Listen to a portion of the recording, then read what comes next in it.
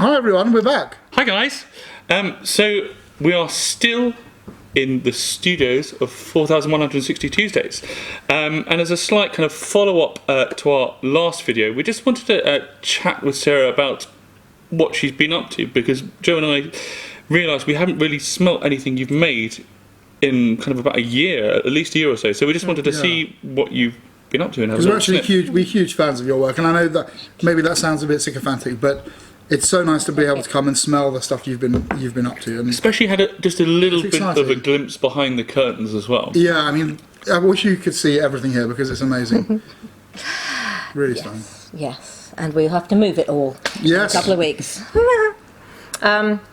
volunteered to help with boxes. No, it's moving in exchange for perfume. They're queuing up. It's going to be great. So you requested Le Jardin de Monsieur McGregor. Yeah. So this is Peter Rabbit meets Jean-Claude Is that right? Sort of, yeah. It was a sort of fragrance joke. Why did I do this? Oh, I did this. I've been listening to my son is about 1.5, and there's an Emma Thompson recording of Peter Rabbit stories. So I've been listening to quite a lot of Peter Rabbit. So that's an excuse. I'm all carroted and turnip ready. Yeah. Okay. Flopsy, Mopsy, Cottontail, and Peter. Yeah. Oh. So it sort of wasn't really supposed to join the collection. It was sort of supposed to be a little bit of a joke for a friend of mine who loves bunnies. But actually he loves Old Sport better. So what I did was put together sort of every fruit and vegetable I could think of that might grow in Mr. McGregor's garden. Added soft musks for the smell of fluffy bunnies, and tobacco for Mr. McGregor's pipe, and a bit of and a cord of shed. So a cord of shed, that's brilliant. See, the first thing that actually this reminded me a bit of Ealing Green. That's the first thing which came to my mind. Oh, I probably put a bit of cis-3-hexanol in for the cut grass. So yeah, I kind of there's a real kind of like it all smells very fresh, beautiful, vibrant. Fresh, I'm not getting any. I thought maybe it was going to be more soily, whereas I'm not getting anything soily yet. The sort of Le Jardin reference is that it's the fresh, light, natural thing. So this is actually 75% hedione, which is that thing you couldn't smell earlier that you can't really smell. But what it does is I made this sort of fruit and veg soup, and then you put hedione with it, and it's as if it explodes it out. It separates the individual things. So it's as if you're walking through the garden. You go, oh, blackcurrant, peach blossom. Everything's opening up a bit more now, and it's lost that kind of that bright kind of sharpness at the beginning, and it's become a little. It's just a very photorealistic garden scene, isn't it? That was my plan. But it's funny. I don't know if I would have said this were it not for the name, but I'm slightly reminded of those Jean-Claude Eleanor. Well, they are sitting on top of a lot of hedione. Those are. I mean, I've bunged masses of naturals in this, including parsnip, and spinach. I sent some spinach absolute over to Christophe Lodemiel, because Harry, who was working here, was working for him as well. So, and he said, apparently he said he'd never heard of spinach absolute, and he said that is why we need Sarah. So, but then I said, would he like some parsnip? And the answer came back, no. What is this obsession with the English and root vegetables? So I pushed him a little bit too far. Eventually you'll do the full Sunday roast. Maybe. But yeah, I put parsnip essential oil in it as well. What's beautiful as well, I mean, I know, Dan and I, maybe this last few months, have been smelling so much that's, like dying animal mixed with, with ripe cheese. Vegetables, And I mean, which we love, but actually it's so nice to smell something that's so beautiful and transparent and full of light. And actually it's weird because it's so elegant. We were talking about this cartoon character in a garden, but there's a kind of quite classic beauty to my nose. It doesn't smell weird. No, not at all. That's good. I mean, because your description could sound weird. It doesn't smell chaotic. No, it does smell. I mean, it's probably more the fruits really that come out. I think it's quite summer fruity. Yeah. Really lovely. It's got good everything. for a day like this. That's really perfect. We are cooking Yeah. If I'm warm, it's hot. Yeah, it's really So, hot. yeah. It's really hot. Yeah. Sorry. The fan's too noisy. Yeah. So that's that one. Pretty good. Good. So next, I think that you hadn't smelt was probably the two Take Me to the River and Wash Me in the Water. So were these Yes. because you were moving studio, but you're now not? Well, we now are, Well, but we we- weren't moving to there. Yeah. It's been a long tale, but first of all, we found a place we really wanted, which had been a violin factory, and that went to somebody else. And then we found a place which is a former pumping station on the Thames. Cool. So we thought we'd have that would be the Take Me to the Yeah, yeah. River. That'd be cool. So we were I crowdfunded moving there. Actually, the whole lot got swallowed up in my first ever tax bill. So, but you know, I like paying tax because it's important. Pays your bills. Yes. Pays for everything. So then we suddenly found we could have the violin factory back, but it needed lots and lots of work on it, and that wasn't done. And we have to leave here in 4 weeks' time, so we found another place. So we're going back to closer to the river in Ravenscourt Park near Hammersmith. So Very beautiful. we're So they back still to. apply? They still apply. Good. So I did say I wouldn't release them properly until we moved. But as soon as I signed the lease, these are back on the website. And we can all celebrate at the Dove pub, which is quite close by. Yes. Down on the river there. Yes, a little difficult to get to between us and the A4. There is the old A4, isn't there? But yeah, there are plenty of pubs. We Take can a go. running jump to be fair. What we'll do, we'll go to the. I think it's called the Raven. Oh, yes. Just over the road. We'll go there. So which one is this? This is This is Take Me to the River. Thank you So very much.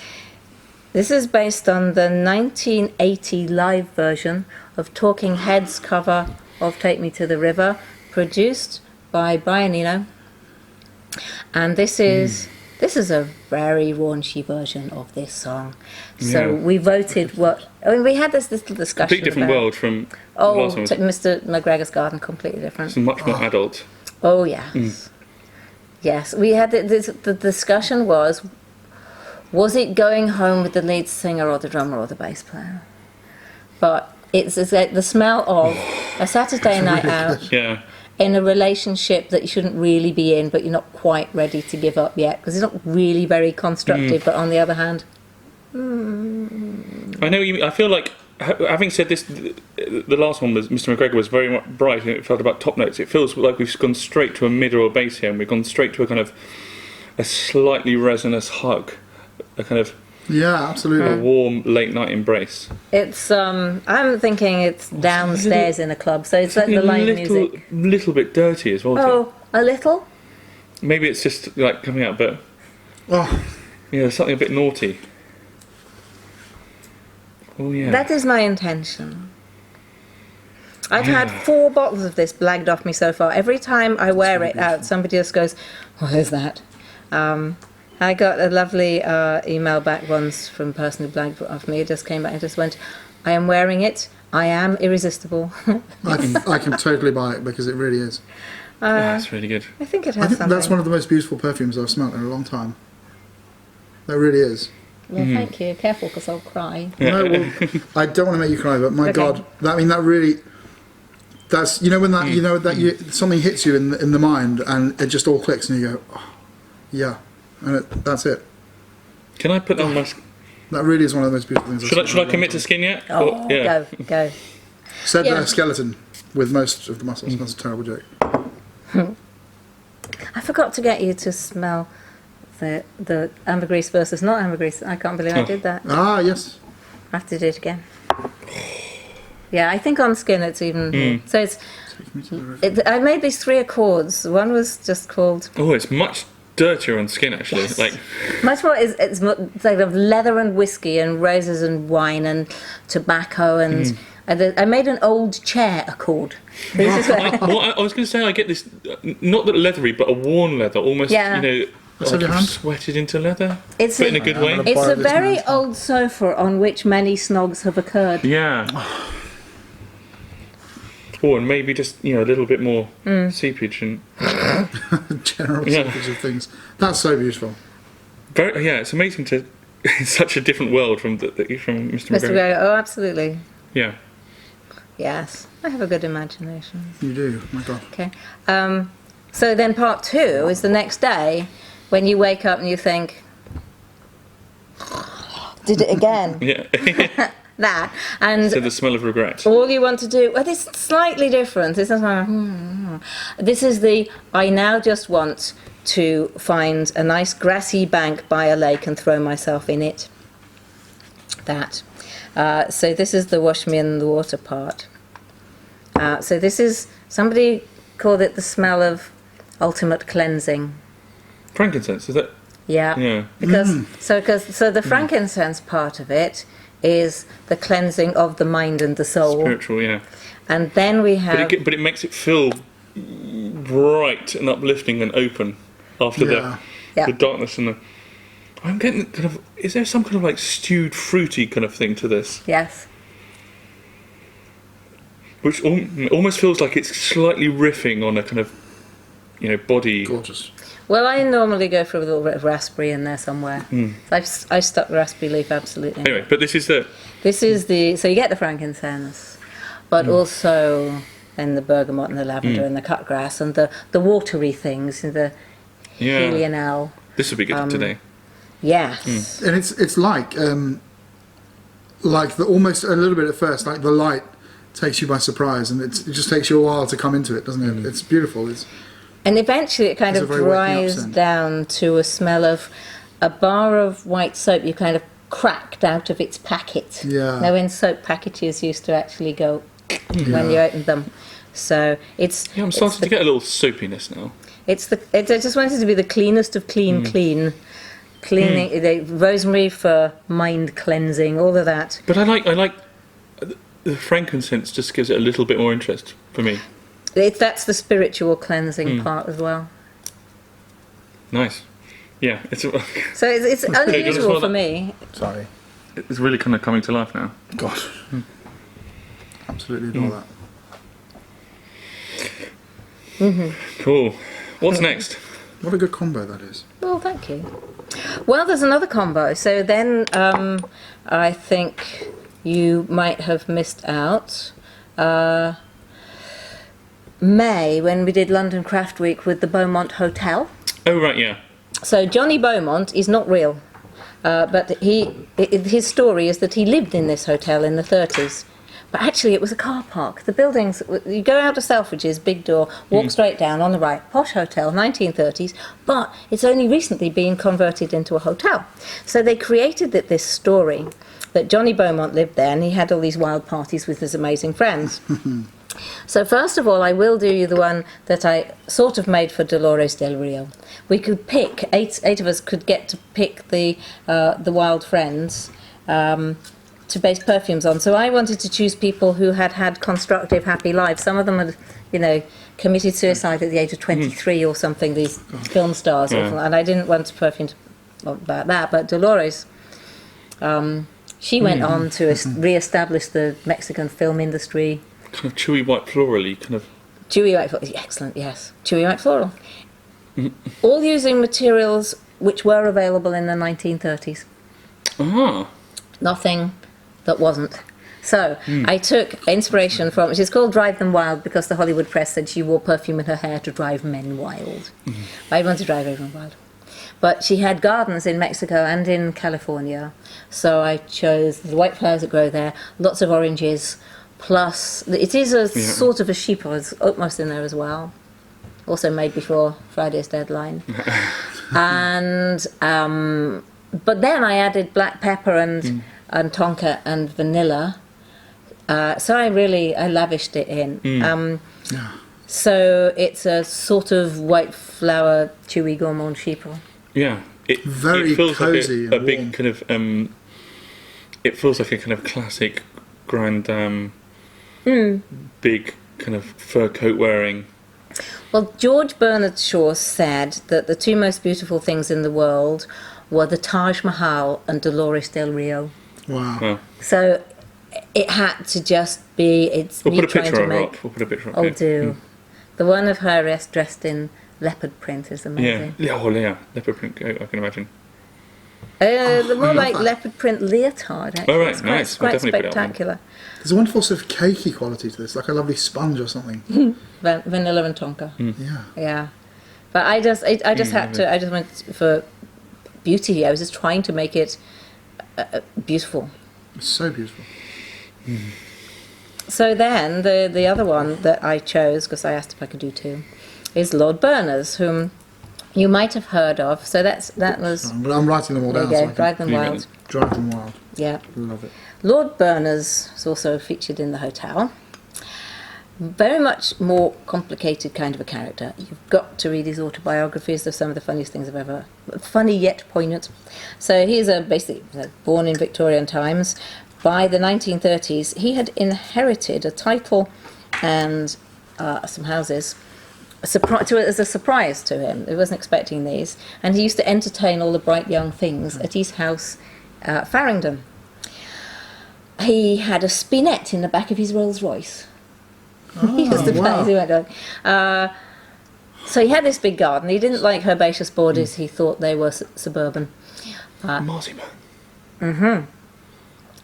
Proper bitter almond essential oil.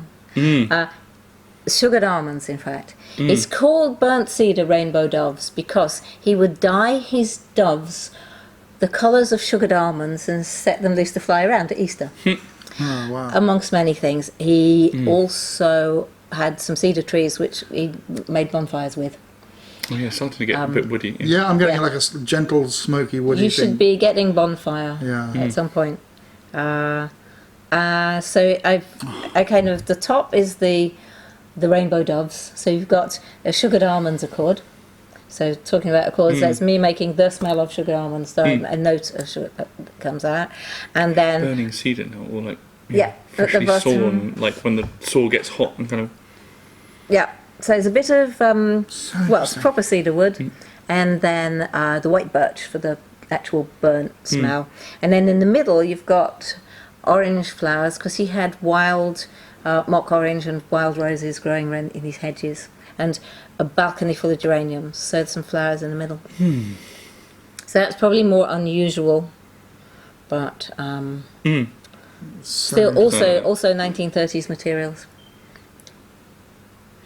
This, but It's bloody good. yeah, it's interesting compare the two because this feels much to me. It feels more modern. A bit. I don't know if maybe because the kind of that marzipan-y effect, and then the cedar, they feel kind of so vivid and.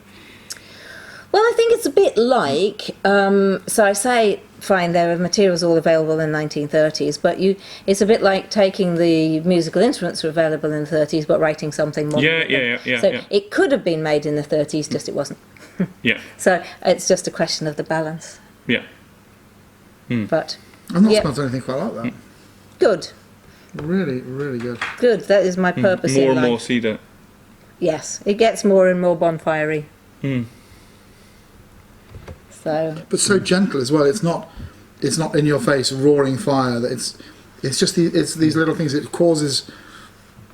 sort of causes you to come into it. You know, it sort of invites you in. Somehow. well, it's this big garden that he had where he had all these amazing parties, and I mean I haven't been there, but actually his lover went and got married to a woman and had a child who then ran off in horror, but her daughter then inherited the house, and she came to visit me.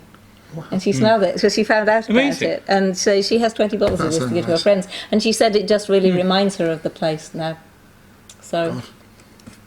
yes, soft cozy Noviev. It's what perfume is so good for, isn't it? Just Yeah. transporting you away somewhere. Telling you a story. So that was the plan. These two really had to tell the story that I found out about those people. But even better, it does have some civet in it. There was, for a while, some ethically produced civet, like free-range civets. So I got this tiny bit of civet.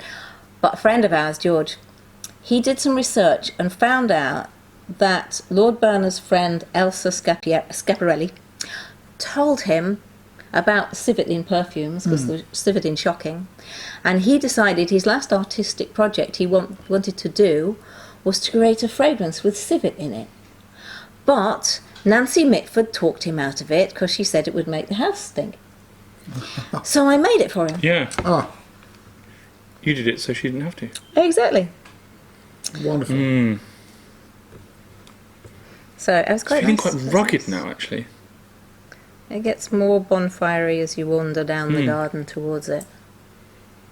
Yeah, I mean, I know you said Yeah. it was gentle, Joe, but actually it's starting to feel quite rugged. Do you want more skin, or do you want to reserve it for some more things? I think I've only got one bit of skin left. Ah, Oh no, that's just... I think that was where I just put the ambergris. it was that hand. Yeah. Yes. Can't really... I mean, I'm also sweating a bit. So I think sweating it's anything just off. mingled perfectly.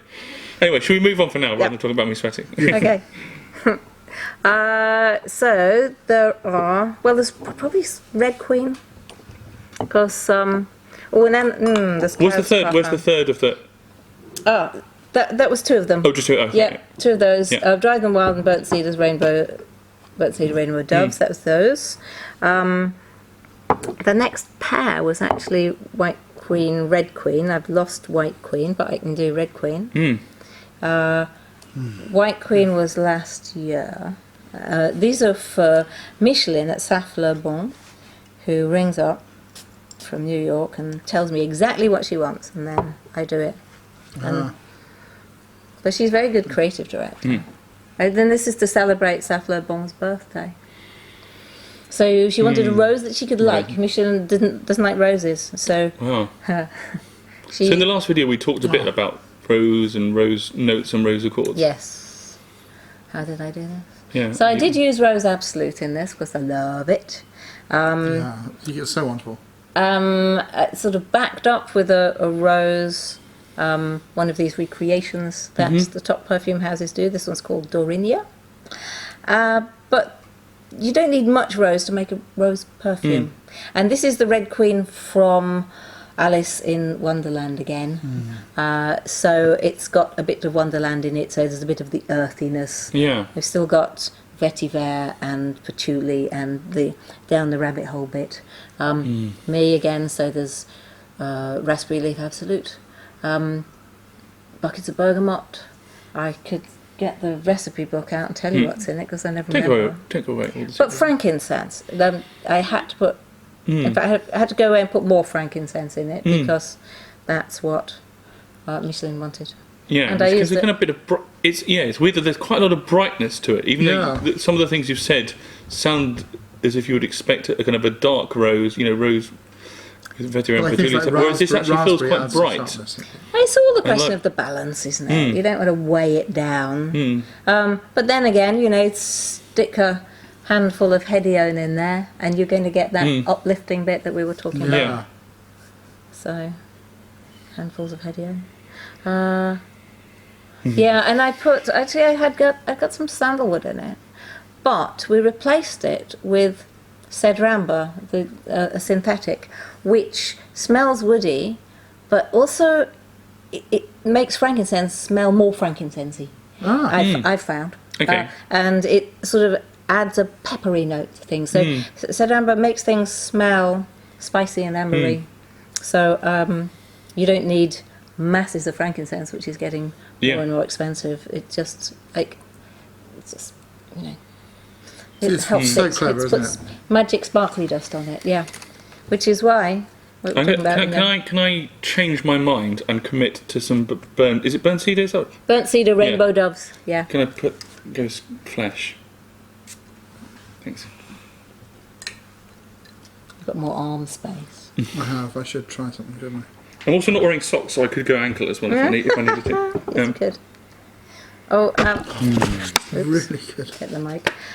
There's one little thing which I didn't tell you about. This is Insouciance de Marcel Lucont, special edition only for Edinburgh Festival for the comedian Marcel, who he's very funny. You just Google him. But Insouciance, this has got his silhouette on. Yeah. Lean in a bit more. There you go. It's partly a joke, but perfumes are never jokey, apart from maybe that Smurf one we have.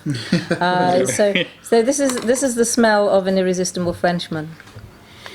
Wow. No pressure. I like. It's actually a combination of Take Me to the River and a specially smoky version of Midnight in the Palace Garden. Interesting. Yeah. Very not in a Very way. smoky. Yeah, really smoky. It's not what I would have thought of as kind of classic French. Oh no. Like, Well, neither's Marcel. well, yeah. I get quite a kind of savoury quality to it. Very like Pommes frites.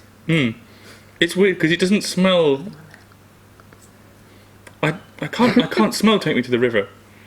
That's Take Me to the River. Yep. I get the feel of it though, the warmth. Yeah, maybe, that, but that I sort can't. of feeling I- of depth and warmth. I certainly wouldn't have been able to identify. Good, because that's really Yeah. not supposed to happen. But no, you can always. I might secretly let you sneak one away and see how you get on with it. I Now, enjoy the that a White lot. Queen. I've lost the White Queen. Is she downstairs? Yeah, but she should be on the shelf as well. Pause. Right. I have the White Queen here. This one was the previous year's, and this was a kind of jasmine incense. The brief was for me to make my favourite kind of fragrance and then put jasmine and frankincense on top. So I took all my favourite things that I generally use, which are opoponax and patchouli and Yeah. the raspberry and the Raspberry. That's what's giving it that kind of bright kind of. There's a, It feels syrup, bright and sweet. there's a Lots of syrupiness pomegranate. there as well, isn't there? there's all kinds of stuff going on there. Yeah. It's I can't even describe this. I know it's in it, but Yeah. it's jasmine opoponax accord going on at the top there with frankincense. But I think it is quite. I think maybe it's the splendidly- frankincense again, which is weird. lifting and brightening.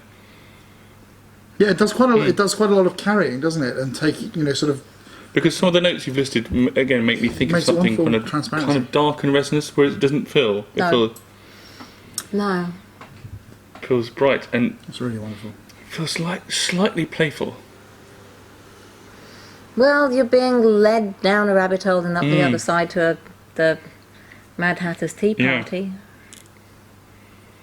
And yeah, it's very sort of fantastical in the sense that you can't really pinpoint things, and I think that's a nice thing. It's a world, isn't it? It's another world.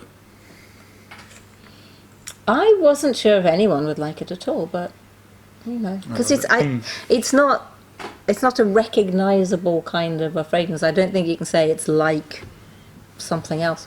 I mean, there probably are some in the world that smell like it, but I haven't smelt them yet. But that's what's so nice, I think. The fact that it is just different and it feels like a completely original thing. Sticky, syrupy. And It's fun. it's now starting to feel a little bit more dark resinous.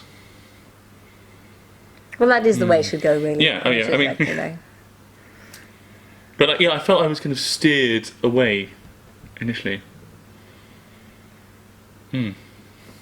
But weirdly, that and Red Queen have most of their components in common. Really? So yeah. That's And yet- interesting, but the effect is very different. Yeah. Very different. Yeah. So it's kind of take out jasmine, put in rose. Take out another couple of things. Stick It in doesn't another feel couple of things. massively jasmine. No, I mean, I wouldn't have described this as a jasmine fragrance in the same way that I would have described Red Queen as a rose fragrance. Yeah.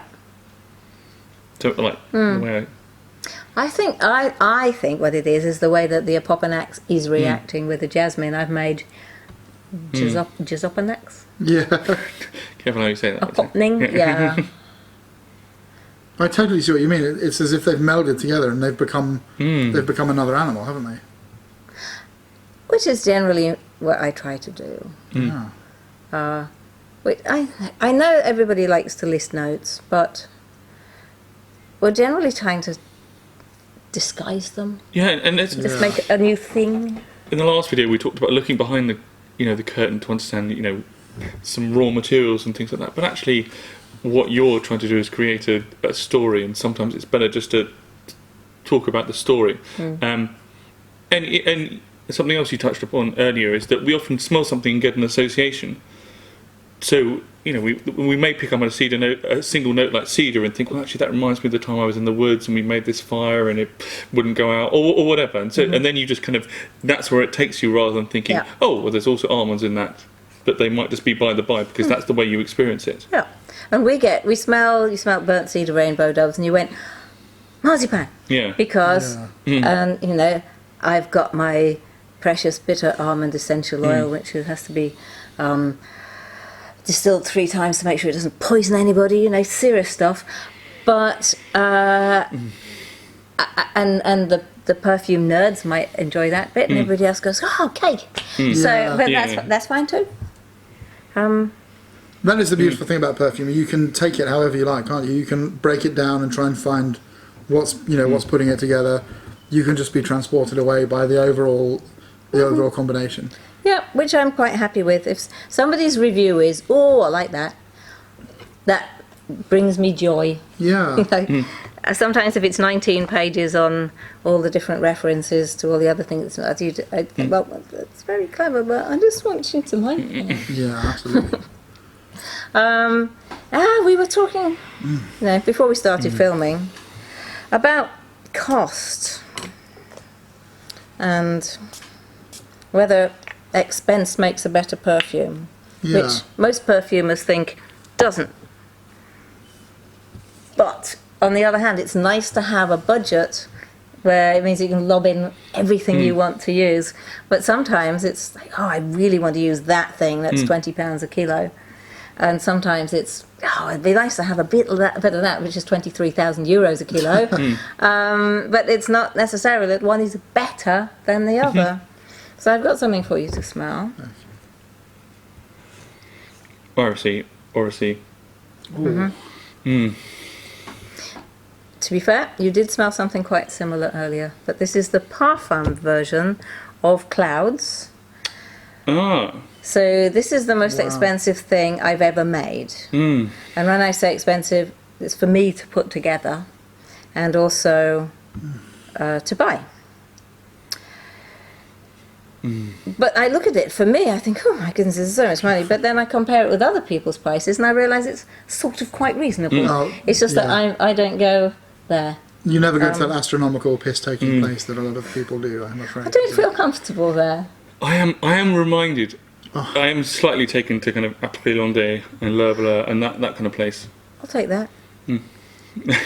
It's the Oris. Yeah. Then. So this is the one that has Narcissus Absolute and Tonka and vanilla and the Oris butter in it. I wish people could smell this with the camera. Yeah, and it feels straight, like you've gone to kind of... it feels like you've gone straight to the middle of it as well. There's a kind of richness which kind of just sweeps you up and kind of hugs you. It does hug you, doesn't it? Yeah. So if I had any left of the Clouds Illusion, I would let you smell it. But I don't. I use it all. Yeah. I can make some more, but it'll have to be only for reference because I've missed the deadline. I don't have any... Nope. It all left the building. But I have to make some more for reference because I need to keep some of the files to be compliant with regulations. That burnt cedar it's gone pretty rugged now, actually. Oh, yeah. Very outdoorsy. Very outdoorsy. Yeah. It's gone very kind of plaid shirt, like chopping down a tree. Gosh, There's a fantastic. tiny bit of sugar almond. As the last of the doves flits off into the sunset. That's really beautiful. Thank you. It's great, isn't it? So burnt cedar rainbow doves and drive them wild. I made 5 litres of each and that's it, which is quite funny. Right. And then that's done then? That's done. Because they were with the old oak moss. I mean, there's a possibility that I could try it with the new one. I don't like saying things are limited editions then go, oh, I've made some more. It seems... Yeah. But on the other hand, if maybe I'm cutting my nose off to spite my face if I go, well, no, you can't have any. Because I don't like exclusives because that excludes people. Yeah. You know, I think it's all about smells. It's all these Morality issues. But it's right though. I mean, the whole exclusive thing. I keep seeing in various places, various shops, exclusive written on a perfume. And I think, well, okay, it just means no one else can buy it unless they come to your shop for the period of the next few weeks before it's in other shops. Yeah. It's such a sort of silly, gimmicky thing, isn't it? It's a little bit of a kind of a switch. Isn't it? I mean, real exclusivity is quality of ingredients and time and labour and how much of it you can actually produce and how much is left at the end of that. You know, that's real exclusivity, and that doesn't exclude people. That's just inclusivity. You want as many people as possible to be able to try it. This is, and hence, this is funny because now I can't remember which one, because these are the eau de parfums from Clouds. This is one of them, but I can't remember which one I sprayed. I'm pretty sure this is Clouds Illusion. Yes, it is. This is Clouds Illusion eau de parfum. So now I confused everybody making 4 versions, including myself and the entire team when we were trying to bottle them and make sure they went in the right things. So, all right. So this is the eau de parfum version of what you just smelled. But the Clouds Illusion, all based on the Joni Mitchell song, the Clouds Illusion is the one that has a lot more synthetic of the expensive things. Yes. So this is the very inclusive version. Okay, so we had the Clouds Parfum. Clouds Parfum, which is the most expensive thing I've ever made in my life. It's my bottle. And then this is Clouds Illusion, which is the eau de parfum, which is a little bit more citrusy and bright, so I just made it to feel different. And this then is the Clouds eau de parfum, so that's the more expensive version. I'm absolutely not saying better or nicer, or it just cost more to put together. I mean, it's difficult to compare these, the Parfum and the Illusion. I mean, I think that can't really. This is the Parfum. It does feel different to the other two, Yes. but as we said in the last video, the Illusion and the eau de parfum are it's difficult. very hard to pick apart. Yeah, the two different Clouds Illusions. I mean, the two different eau de parfums. That's the plan. Is they're very difficult to tell apart. I know that one costs about 5-6 times more to make than this one. God. I mean, it's not. So if you go from Coumarin to Tonka Absolute, exactly, that's the point. The Tonka is going to be €8,000 a kilo, and Coumarin is 50. Yeah. So you use little bits of phenomenally expensive things, and suddenly the price just rockets. So, and I really did it as an exercise to try to say, well, look, try and. And when people bought them, they got a sample of the other one. Oh right, just to see. Yeah. Yeah, if they felt they were kind of missing out. Because I really want to smash this whole thing about how expensive perfume must be better. Yeah. And people don't do this. No. You don't get the side-to-side comparison, so I made it. And I mean, and the X-ray is different because there's more. There's more stuff in there. Yeah. But less alcohol, more. Unfortunately, what I don't have left is the X-ray of the Clouds Illusion. Oh right, okay. Because I did that as well. Yeah. I've run out. So you could compare those, but you can't. Yeah. But they're very. I mean, like I say, I've now lost track of which one is which. But good. Yeah, and they're both bloody beautiful as well.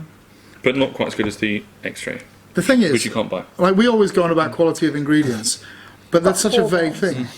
4 bottles of it. Yeah. Yeah. We always go on about it, but really, There are no bad ingredients used in perfume. quality of perfumer, isn't it, and skill involved. And you know, I'm an artisan perfumer. I didn't train classically. I have not had experience of 3,000 different materials. I've added to my, organ as I've gone along. But the real top guys, and I use that including women, of course, they can make something smell extremely expensive out of all the lovely synthetics that, someone like, Sophia Grossman, Francis Claudien, your friend Bertrand de Chauffeur, they're not reaching for expensive things all the time because they know there's no need. Yeah. It might not achieve the effect that they want. They know what they're going for. Yeah. So if I want to make something smell really expensive, I use a lot of smooth musks. So it really works. It's why I get slightly annoyed when you do see the trend now, and I'm sure there are still things that buck the trend occasionally, but these big companies with multi-billion-dollar budgets making the most sort of generic dross imaginable. With I don't know whether the ingredients are any good quality or not, but you just think, come on. The bigger the financial risk, if you're launching something which is, I think we've probably talked about it, but if you're launching something to worldwide and it's going to cost you $1 billion in advertising, you're not going to take a gamble on what on the perfume. You want exactly. It to be safe. The perfume has to be safe. So it has, it's like that. Whereas what it's going to cost, my time, a small amount of materials to make the first litre, just like, for me, a big batch is 5 litres. And then the money to do the regulatory stuff. So maybe it's going to cost me about £1,000 to launch something. I can go a bit nuts. Yeah. If Nick was sitting here, we'd go, what do you mean go a bit nuts? But, yeah, we can take the risks. The little people can take the risks. That's kind of what we're for. That's why we will always, I think, champion perfumers like you and people that actually can do that, because there's so much out there that has nothing to say. There really is so much out there that has nothing to say. We've got them lined up here, and you've got them in boxes all over the place. All of the great sort of reference perfumes of the past have been from what we now call designer houses and all this sort of thing. Which in their day were niche. Things. I mean, in the 1950s, those things were so expensive that were in effect niche perfumes. Yeah. The Chanel's and Dior's and factory worlds, you couldn't get them in you could get them in department stores. You couldn't get them in Boots. Yeah. They weren't high street things. They were the niche people. That's it. And then they've gone mass market, and now everything comes down, doesn't it? Yeah, but then they're building an extra layer on top. The Gucci's and the Pradas that cost 300 quid a bottle, the Dior's, and they're going, hang on a minute, who are all these people charging lots of money for perfume? I like some of that. We can do that. Let's have an We're good at exclusive this. range. What's going on? I'm really liking the burnt cedar. It's good. I do like the Marcel as well. Oh, they're good. But then I also really liked, we didn't talk, but we just smelt earlier over the chocolate shop. Oh yes. And I really like that kind of. I got lots and lots of coffee and nuts, and I didn't. The chocolate didn't seem sweet at all. It was really bitter and rich, and awesome. What's your favourite, Joe?